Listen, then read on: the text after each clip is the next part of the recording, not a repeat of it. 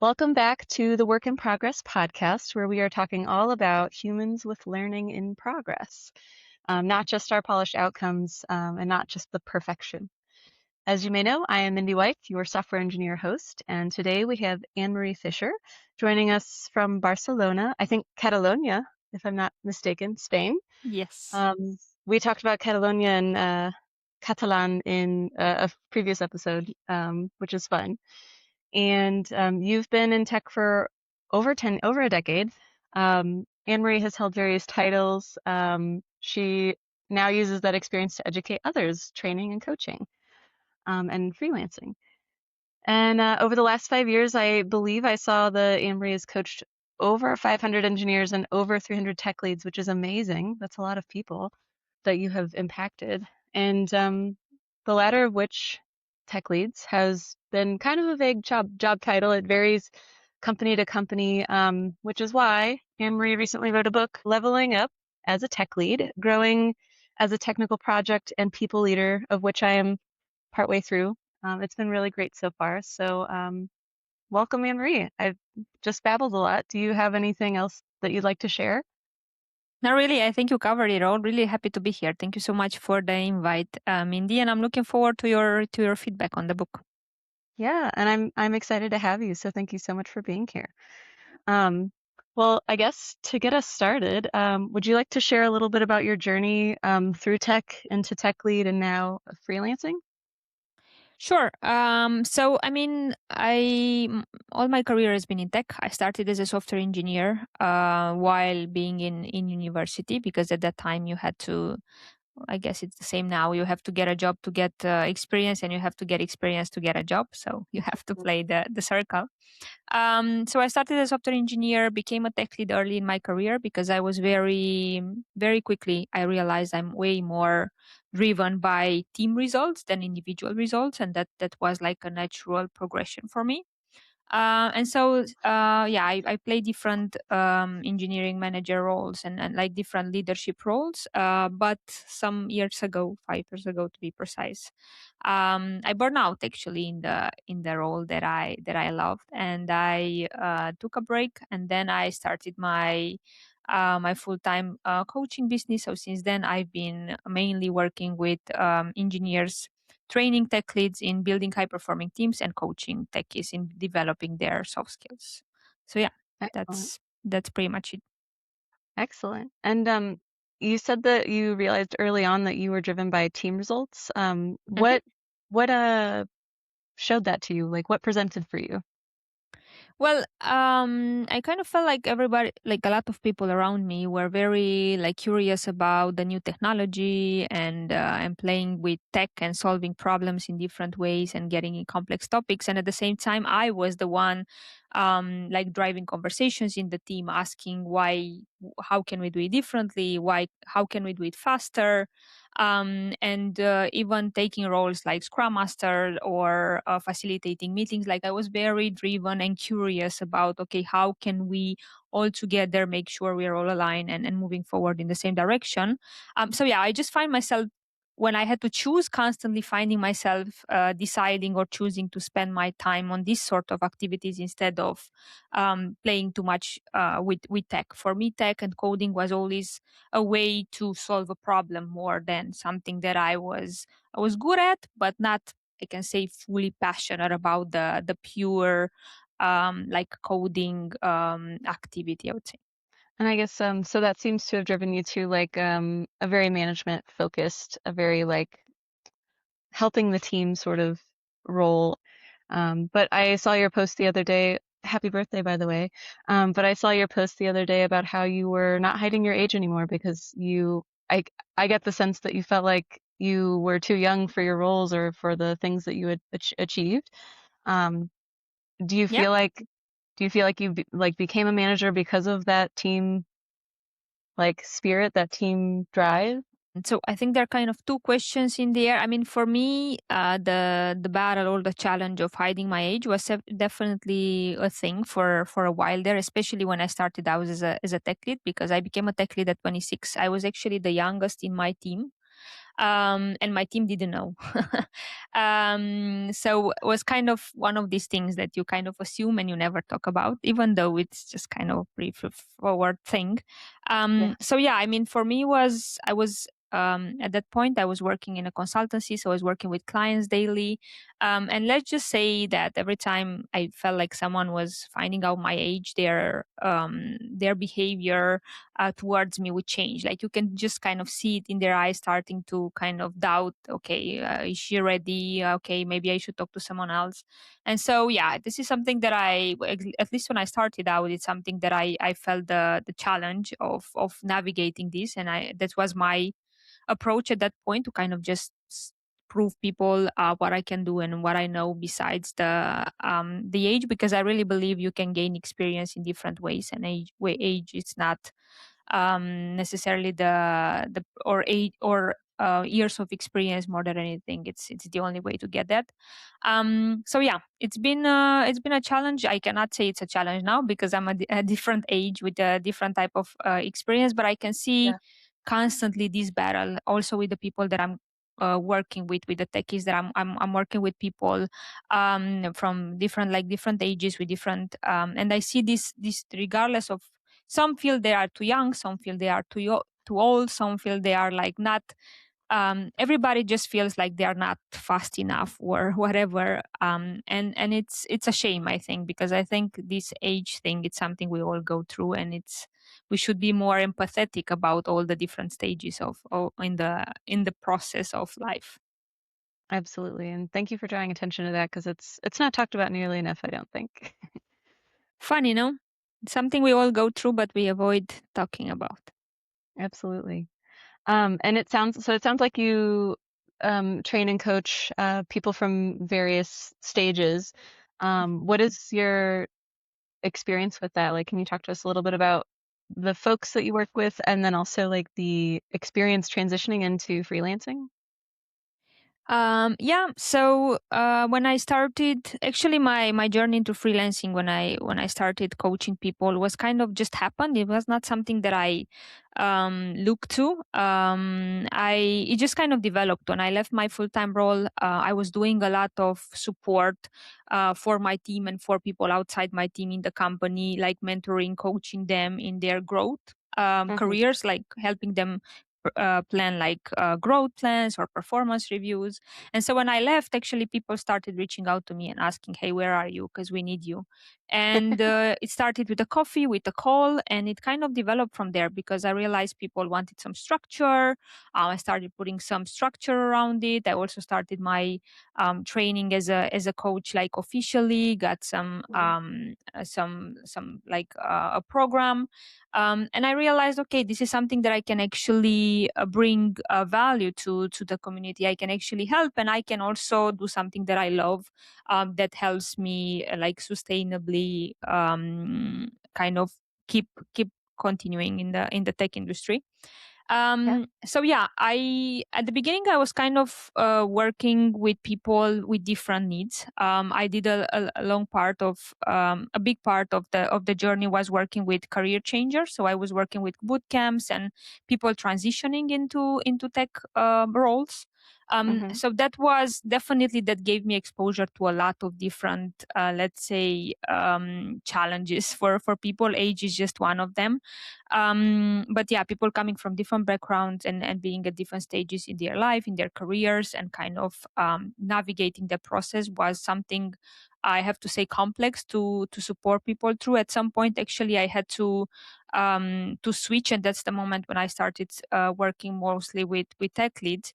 One of the Hmm. reason is because it felt a little bit overwhelming, like getting constantly having, talking with 10 15 different people Yeah. on different challenges every week. And also, I always like my passion, or the part that I'm very passionate about. It's more on the tech leadership side. Like that's something that I always loved, and so I started focusing more on that side. I started working with companies, training their tech leads, developing programs end to end. And so now I'm fully focused on like tech leaders and helping them kind of navigate the transition from senior to tech lead, or dealing with the daily challenges of the role. So yeah. Yeah, It was and kind of a journey, let's say. absolutely. And I think I mentioned it earlier that it's a little bit of a vague title sometimes. And you describe it pretty well here in the book too, but can you give us a brief description of what the heck a tech lead is, or um, I guess also what you see most commonly it entails? Yeah, so definitely people have different understandings. I mean, I've been working with small companies, big companies, different environments, different products, different types of companies, and each and one of them seem to be having like their own definition of what it is.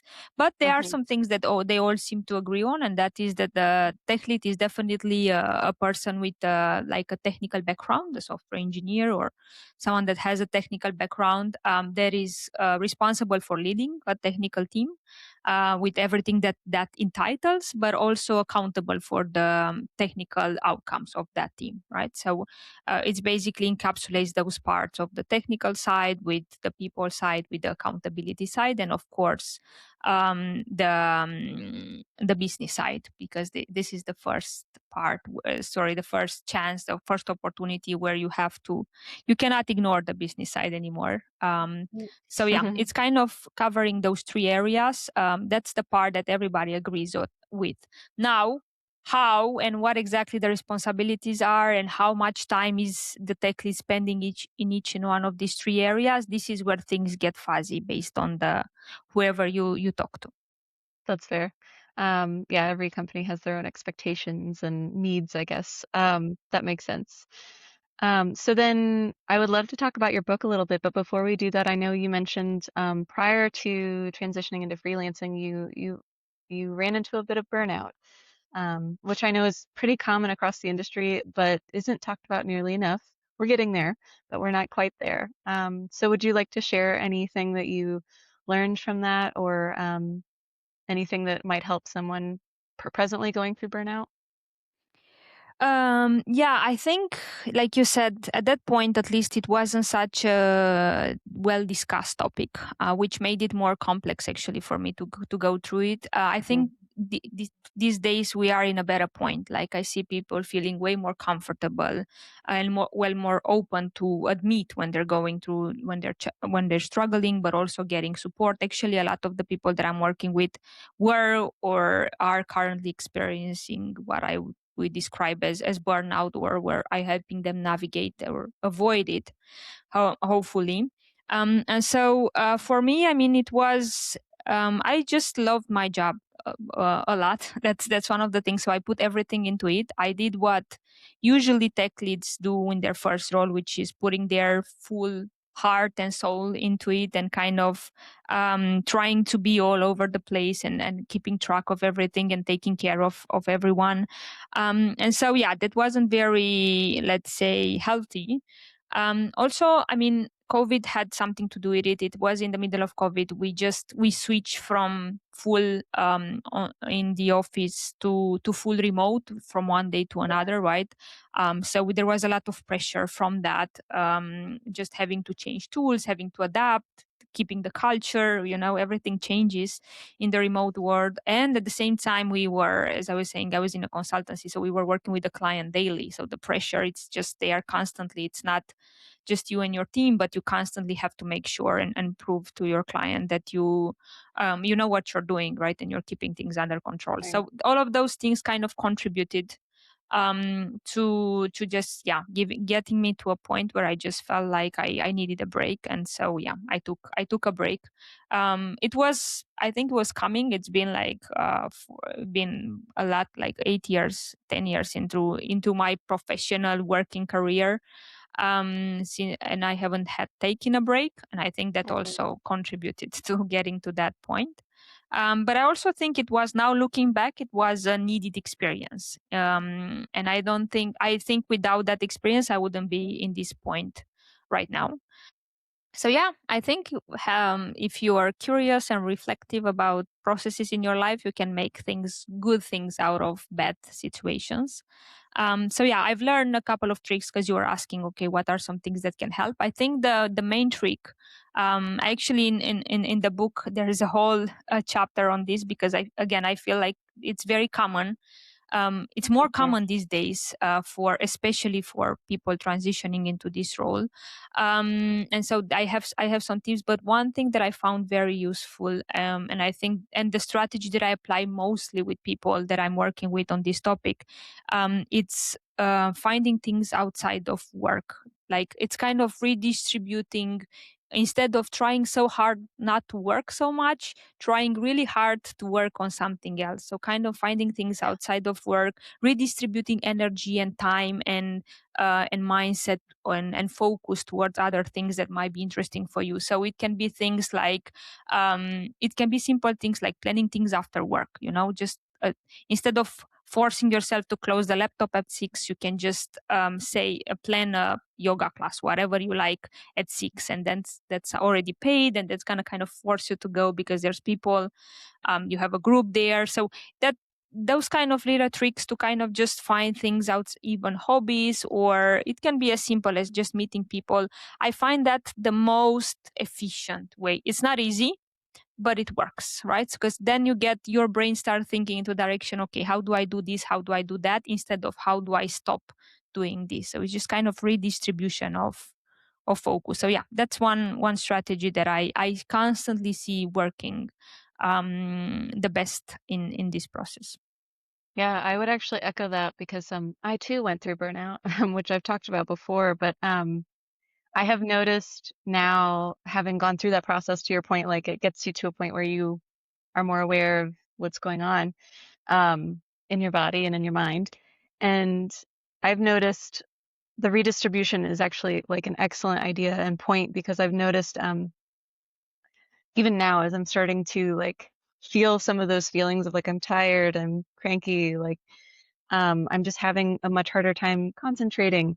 I've started to redistribute where I'm focusing, and I think that that's an excellent approach because it does work. It's working So so what far anyway. what are you refocusing on? So I have a hydroponic garden that I have been working on, although it's gotten some pests, so I think I have to shut it down and like restart and clean everything. But that's one. I do have some side projects, which is still tech, but like I have fun doing them. So I've been working on some side projects. There's also crochet. I've been trying to focus more on my health and wellness. So working out, like the yoga class is a great example. But yeah, I think those are some of the ones that I've been focusing on lately. Sounds like you have a good list there Yeah, I'm to trying. keep you busy. I'm trying to keep busy. And trying to Um, keep plants alive, I think it's a pretty good focus and taking of yeah. energy. It's not easy. And it's like you're caring for something and nurturing something, so it feels kind of good to give back in a, it's not as direct as like someone responding to you, but it does feel nice to nurture something. So it's a good Totally idea. agree. Plants are a great idea. So Anne-Marie, what can you tell us about your book as far as like writing it, the process, and anything that may have surprised you along the way? Well, everything surprised me about the process of writing a book. I can say it was nothing like what I imagined. It was definitely really tough. I mean, the main thing I think that surprised me is that people.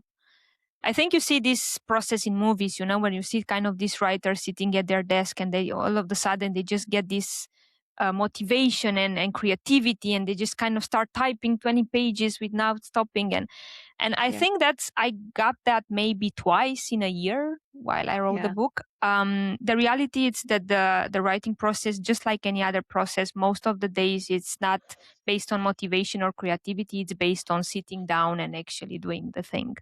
I did get moments when I felt like, oh my God, this is amazing. I'm in the flow, but you have to work to get there. It's not something that you just wake up with, at least not for me. I'm not saying it's not happening for everyone, yeah, for anyone, sorry. But like, that's one of the things that kind of surprised me, that it's still, even writing, it's a process of like anything else. I keep learning in my life because I've learned a lot of things in running my own thing for the past 5 years. It's that every little thing requires consistency. You keep doing mhm, it even when you feel like it or you don't, if you want something to come out of it. And I think things that matter take time. Like valuable things are supposed to take time, and you're supposed to put effort into it. So yeah, it's not. I think the main learning is you cannot rely on motivation for driving such a big progress forward. But I'm really happy with the result, I have to say. I'm very proud of it. I think also it's important to know your limits or your needs. For me, for example, I work really well with accountability, outer accountability. So Hmm. it means, I mean, O'Reilly, I had my editor at O'Reilly, Shira, she's amazing. She helped me a lot, kind of keeping me accountable every week, every month. Sorry, we had like deadlines. We would check in. She would give me feedback, and there was a process of constant, which I love also about. Like I think it's the same process with developing code, because you have this continuous improvement process. It's not like you spend a year to Yeah. write it and then you dump it on someone, but it's actually every month I felt like my writing was improving. And maybe you would even see it from chapter to chapter, because I was reading it again and I could see how it changed, right? Like you could see the immediate progress that comes from reflection and feedback, like continuous, which are the secrets to actually quick growth. So yeah, a lot of things I've learned. But yeah, I did got a lot of help. I don't know how people self-publish. I never can understand that. I think that's crazy and really brave. So for me, yeah, the O'Reilly team was very supportive, and the learning that you just have to do it if you want to get something done. Yeah. Well, and I like that you brought up the consistency piece because I've heard that from several people, but it's hard. So what kept you going, if you don't mind my asking? The accountability part, what I just Yeah, told, like for yes. me, some having someone that is there first for me, like the moment which is again accountability, the moment when I say I do something and someone depends on me for me to provide it, it's gonna get done. Even if Yeah. it's last minute, if it's gonna get done. Like one thing that I think people can describing is reliable, right? And so that's one part, and then is the continuous accountability. So having those checkings, Hmm. seeing like I'm doing progress, because that's also part of it, right? Because you see one thing done, you get some feedback, you like it's this. That's the secret of consistency, right? Like you do small steps, you see some improvement, you celebrate along the way, and you. For me, again, it's the outer accountability. That's why you have so many people like managers or coaches or whatever that their main role is the accountability. And I think it's something Hmm. also you as a manager, as a leader in your team, it's something that you can provide for your team members, and it makes all the difference in the world. Because every when people think about support, they think about, oh, I have to come up with a plan, I have to be there. No, it's just kind of doing the little things along the way that helps people the most. So yeah, that's one of the biggest part that I also feel I'm providing in the coaching sessions. Yeah. Sometimes people are like, well, I just done this today because I knew I'm gonna meet with you later, and so it works. It does work. And that's a good point. I'm also very externally motivated. So to your like same thing. If I tell someone I'm going to do something, I almost certainly will. It's very hard not to. Do you have anything else that you are like now currently working on since finishing your book? I'm sure you didn't just jump right into a new project, but maybe you did. I did. You This is did. one of the things that I don't like about the way I'm trying to work on it, but I'm aware of it. So actually, once I finished the book, I already had a big project planned up, which is a training with a company of a big group of tech leads. So I jumped Hmm. right into it, like developing from scratch and everything. So I really felt like I didn't have time to enjoy even the finishing the process of the book. And while was releasing at the beginning of the year, I was in this big project, so I didn't even have time to kind of fully interiorize it. So I think yeah, which is comes back, if it's something that people can take out of this, is that like doing things slowly and having time in between to kind of enjoy and celebrate, it's actually the things that I think it's the secret that makes brings that feeling of fulfillment. Like actually having the time to say, okay, I've done this, I'm gonna take a break, I'm gonna, I don't know, whatever it is people prefer to celebrate with it. I think that's the key to motivation, what we were talking before, and not just Hmm. jumping from one thing to another. But yeah, I'm working on it. So yes, currently I have my B2B clients, the companies that I work with doing different trainings. I have my clients, my one-to-one. I have a lot of work and the content creation, which you also probably can agree with me on, which is a lot of work. Keeps me pretty busy. I would say it's at least 50% of the job, but I would love to hear your take on it.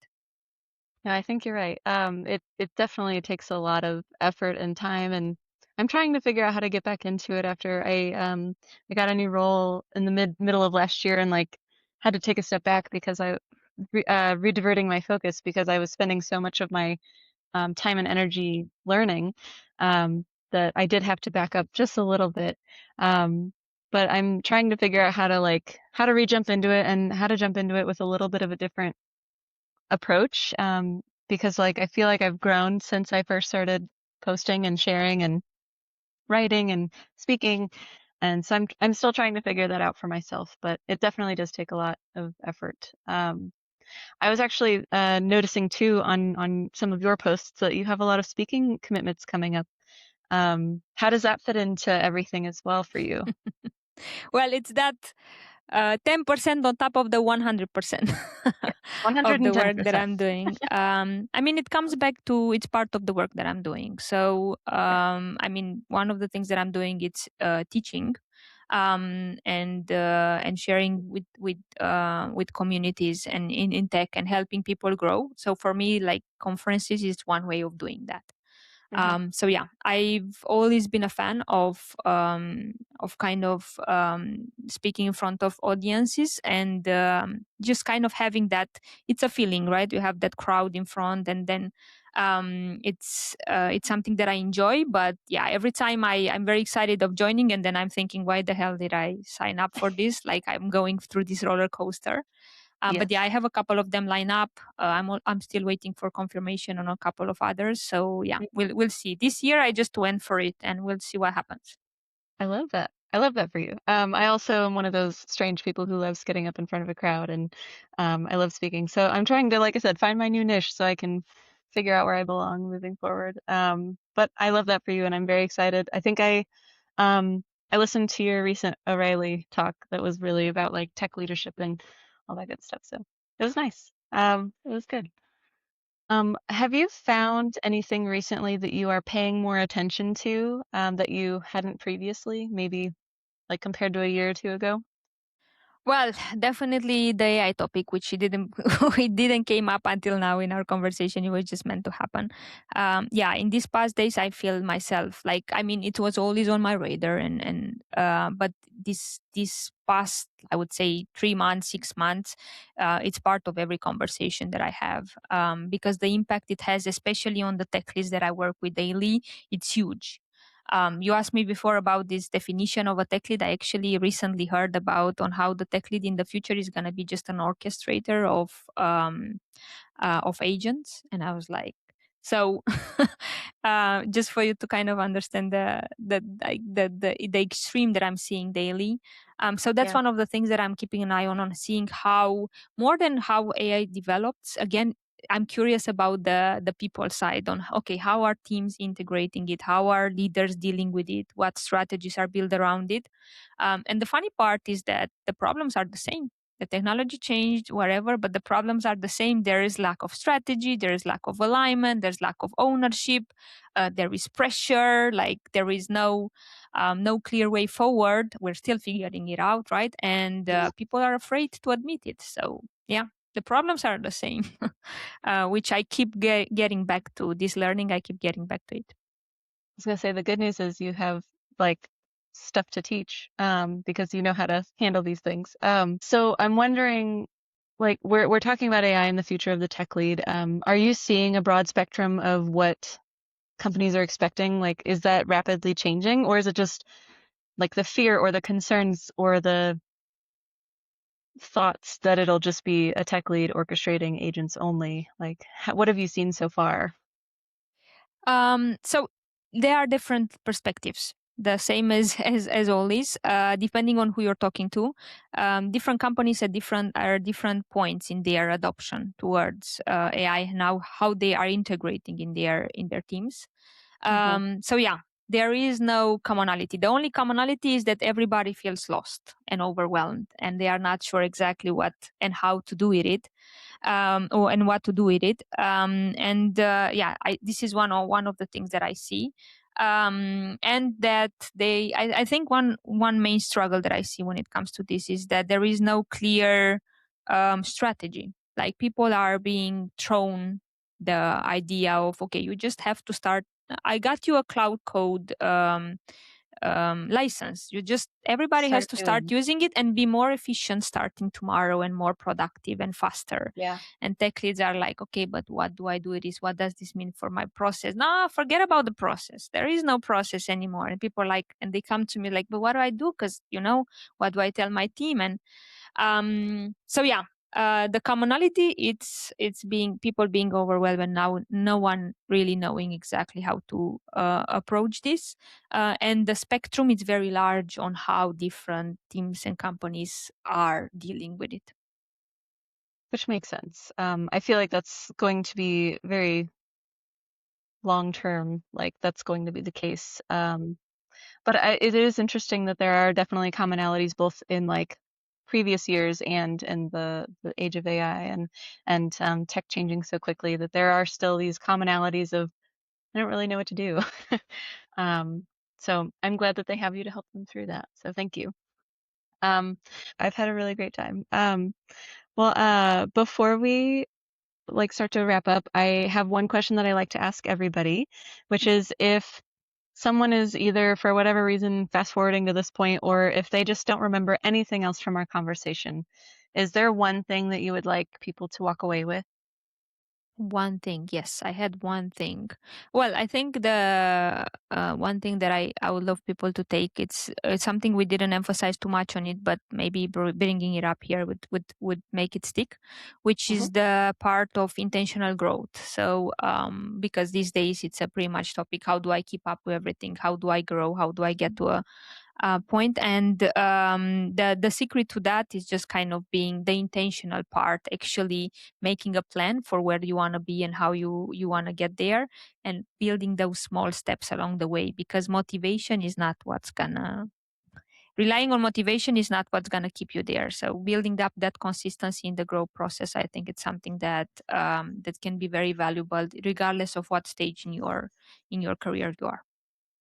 I think that's great. And consistency came up again, so that's a good point. You have to keep working at it. Whether you're growing or writing a book, you have to keep working at it. Just keep Well, doing it. yes. And intentionally, I like that too. Because you could just do all sorts of like, courses or read books or whatever, but if it's not getting you Where do somewhere you that want you'd to like to get? be, yes, exactly. So thank you for that advice, and thank you so much for coming and chatting. It's been wonderful, and I'm so glad that we've had this opportunity. So thank you so much for joining us. Thank you, Mindy, for the invitation. That's it for this commit of the Work in Progress podcast. If you liked it, please hit follow, leave a review, or share it with another human who's figuring things out too. Subscribe wherever you get your podcasts and keep showing up, even if it's still a draft. Until next time, keep iterating.